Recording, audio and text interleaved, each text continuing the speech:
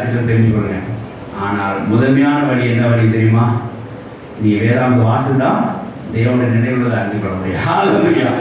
தேவனுடைய நினைவுள்ளது அது அவருடைய உள்ளதாகும். அவரோட வார்த்தைகளை வேதாந்தம் வைத்திருக்கிறார். அதை தேடி கண்டுபிடிங்க. உங்களுக்கு என்ன திட்டம் கண்டுபிடிங்க. உங்களுக்கு என்ன திட்டம் வைத்து கண்டுபிடிங்க. எல்லாருக்கும் தேவன் சிகிச்சை அறிவிக்க கட்டளை இல்லை. தன்னை ஊழியர் கட்டளையிட்டார், பிற்பாடு ஒரு ஊழியர் கட்டளையிட்டார். எல்லாருக்கும் இல்லையே. மரியாதைக்கு ஒரு பகுதி இருந்து போச்சு. நீ போய் நான் உயிர்த்தெழுந்தேன்னு சொல்லி அந்த சீடர்கள் சொல்லணும், அதோட நின்று போச்சு. அதுக்கப்புறம் சீடர் தான் இயேசு பற்றி சொன்னார். ஹalleluya.